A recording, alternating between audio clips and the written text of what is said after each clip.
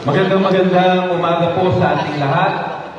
Alam po ninyo, sa totoo po, medyo mahigpit po yung schedule ngayong araw. Sa totoo po talagang sa city, napakaraming ginagawa ngayon ni Mayor, ni Vice Mayor, ni Konsehala, Angelo, as Konsehalki, nandito rin. Tapos sa Kongreso rin po, medyo budget hearing rin sabay. May dalawang budget hearing na gaganap. Kaya dapat po talagang hindi dapat masyadong mahaba magsalita. Pero, sayang po yung pagkakataon. Unang-una po kasi talaga, kanina po nung nandito po kami, pinakilala po sa amin. Unang-una, congratulations sa pamilya ni Sir Matias na award din ngayong araw. Dahil sa pagkaintindi ko si Sir Matias ang isa sa mga talagang lumaban para talagang itong Soldiers Village ay ma-award sa mga naninirahan nito. Kay Sir Matias, sa pamilya po niya, congratulations at maraming salamat sa inyong ama. 15-20 years ago, alam kong noon pa pinaglalaban nyo na itong lupa ninyo dito sa Soldiers Village. And again, under this new administration at least, and of course, alam niyo yung hard work po ninyo, hard work po ng inyong presidente ngayon, si Sir JR, at least ngayon nakikita na natin ang liwanag sa dilim, no? Tunay na sinasabi nga natin na dito sa ating lungsod ng Pasig, talagang umaagos po ang pag-asa. At sumuli po sa ating mga benepisyaryo ngayong umaga, congratulations po sa inyo. And again, ito pa lang po ang umpisa ng mas magandang bukas. Good morning po ulit. Hello. Maraming salamat, Vice Mayor Dudut. Siyempre, nandito rin po ang ating mayor, ang pinakamamahal na mayor, Vico Soto.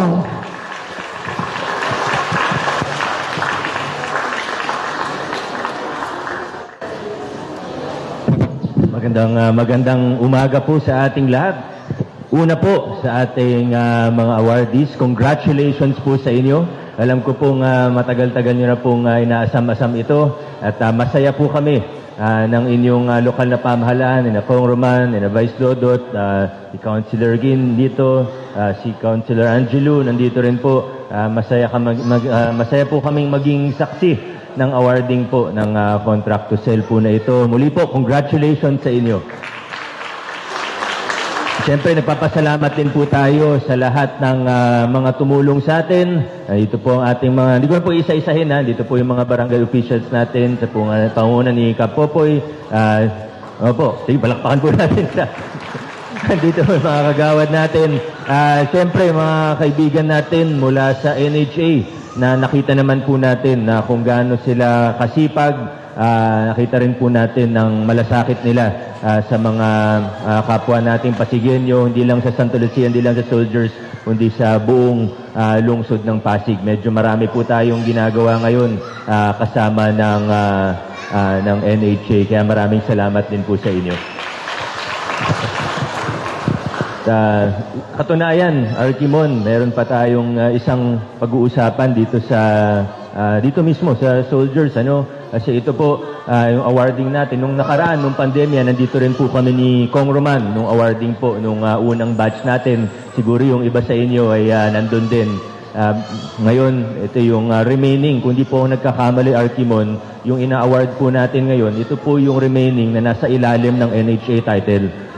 So kung tutusin, tapos na yung role ng NHA, pero alam ko naman tutulong pa rin po sila dahil gaya po ng alam ng karamihan sa atin dito, ay meron pa pong naiiwan, naiilang mga kapitbahay po natin na ito po yung medyo may issue pa dun sa lupa, yung remaining portion na lang po. At kami naman po ay willing, kanina nag-uusap po kami ni Kong Roman, pinag-uusapan namin, ano ba yung mga pwede nating gawin? Ano ba yung next steps na pwede nating gawin? At siguro, Kong Roman, ako na po yung hihingi ng tulong sa inyo, gaya nung napag-usapan natin kanina, na alamin lang talaga ano ba yung status, kung sa simbahan ba talaga yan, ano ba talaga yung status ng lupa, para matulungan po natin yung mga kapitbahay natin na ma-award na rin po sa kanila.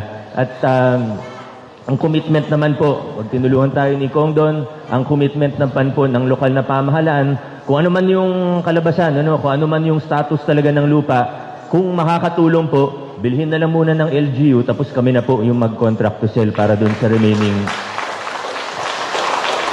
At, maaring yung mga lote po ninyo mismo ay hindi na po makakasama doon pero sana ay suportahan nyo pa rin yung gagawin po natin dito, suportahan nyo yung lokal na pamahalaan para tuloy-tuloy po tayo dahil pare-pareho naman po tayo ng hinahangad dito. Gusto po natin na mapasa inyo ang lupang kinatatayuan ng mga tahanan ninyo at gusto po natin ay lahat kasama.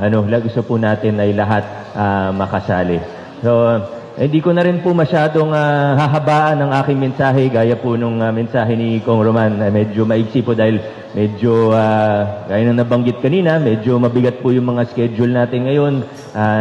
Pag gantong mga buwan po kasi ng Setyembre hanggang Oktubre ay budget season po talaga yan. Pinaghahandaan po natin ang budget natin para sa taong 2024. Pero siguro nakita naman po natin noong nakaraang mga taon, kahit dumaan pa yung pandemya, tuloy-tuloy po nagtatrabaho ang inyong lokal na pamahalaan.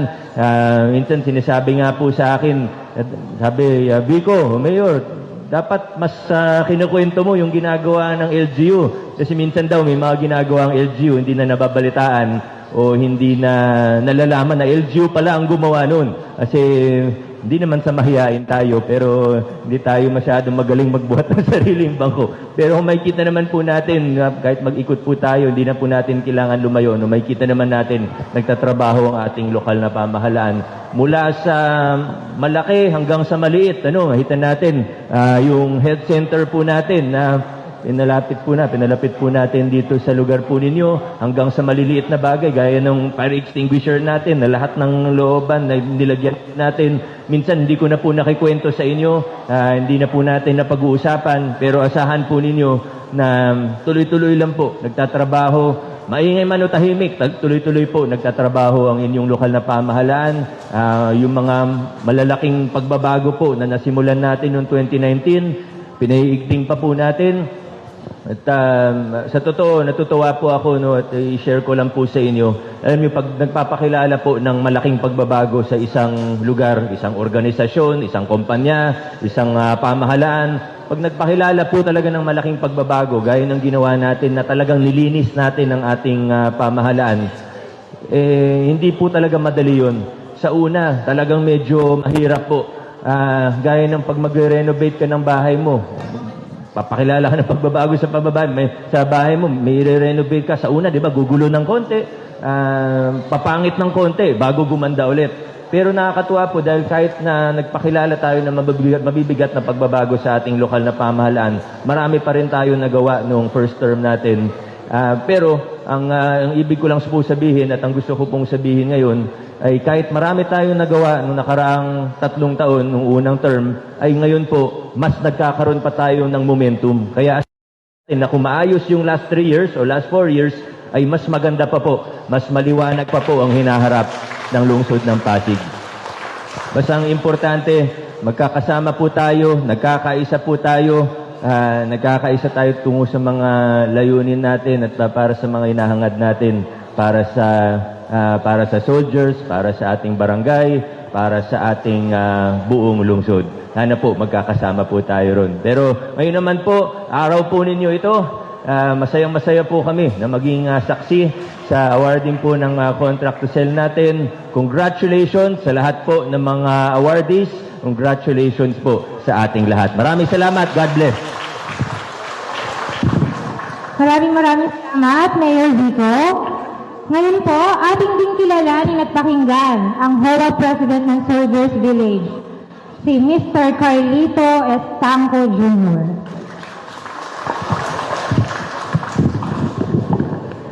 Hello po, good morning. Sobra po akong nagagalak. Sobra po yung kasiyahan ko ngayong araw na to. Okay, bago lahat, maraming salamat po Mayor, Kong, Vice, sa lahat po ng bisita natin, Kong si Angelo, kay Kong si Kim, kay Kagawad Girlie, kay Kagawad Shirley, kay Kagawad Alvin, kay Sir Christian at kay Engineer Ong. Maraming salamat po sa inyong lahat sa pagpunta dito. Well, hindi ko alam kung paano ko umpisahan yung pangyayaring to. Kasi sobra talagang tagal. 30 years pinaglaban yung lupa na to. Asunsyon kung tawagin. I-acknowledge ko lang yung mentor ko, yung isa sa hinanga akong tao, si Chito Elmas, sa kapatid ni Bro Senyo Elmas, yung kanang kamay ko, na pagkaupo ko noong 2019, kasi po, sir, namayapa na po siya noong 2020, tinamaan po siya ng COVID. Sabi po niya sa akin, that was siguro November or December. Sabi niya, Tol, subukan mong asikasuhin yung Asunsyon. Sabi ko, mukhang imposible yata yan, bro. Kasi sobrang tagal na eh.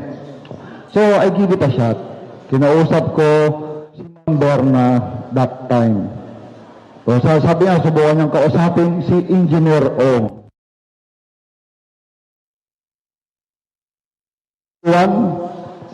Nag-umpisa tayo ulit sa scratch, sa umpisang-umpisa, na kahit na may mga ups and down tayo pinag-uusapan, eto na ngayon, na-award na. See, pag nagkakaisa tayo lahat, ito ang naging resulta maganda. Kaya lagi ko hinihingi sa inyo, dito sa soldiers, tulad ni Mayor, nang namumuno sa ating lungsod, na magkaisa tayo lahat. Hangad ko rin po yung ikakaayos ng soldiers. Totally talaga. May mga proyekto pa po akong nilapit kila Mayor na sana na-approve na lahat. Tulad ng mga pailaw natin, yung pag-semento, pag-spalto, yung mga CCTV.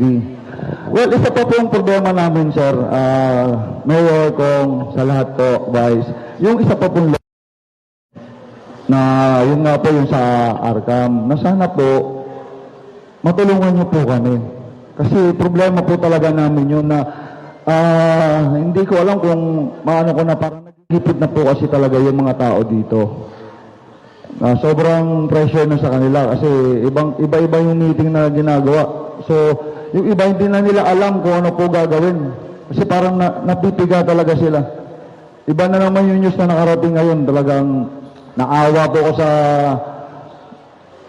talagang ano sila, worried sila na baka palisin. So please po, sana matulungan niyo po kami. At muli po, nagpapasalamat po ako kay Engineer Ong. Engineer, sa pamulaan po ng NHA, kila Ma'am Mary. At saka yung ano po rito, si Ma'am Berna.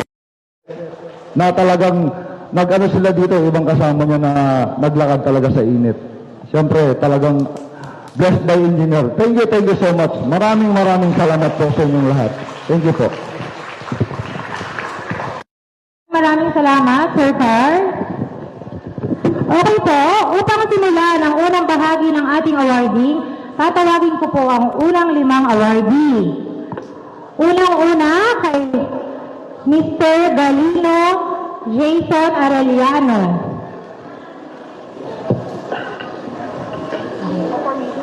Okay.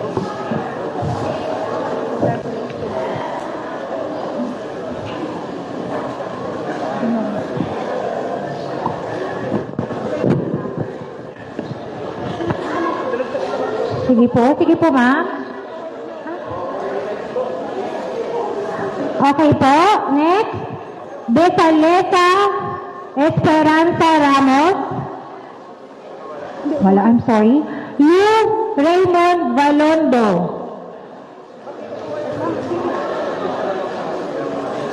Next po, Lobeban Mark Cosico.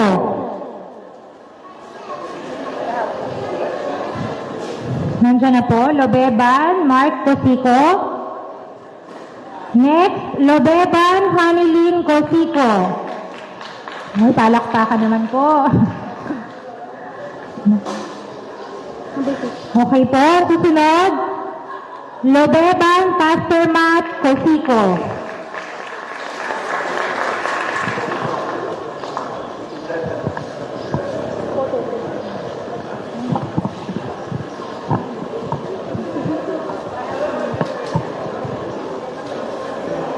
Okay, sila po ang ating mga unang 5 awardee ng Soldiers Village.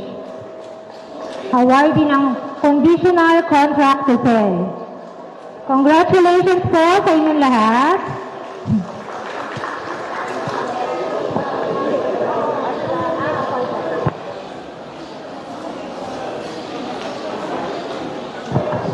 Sige po, maupo na po muna.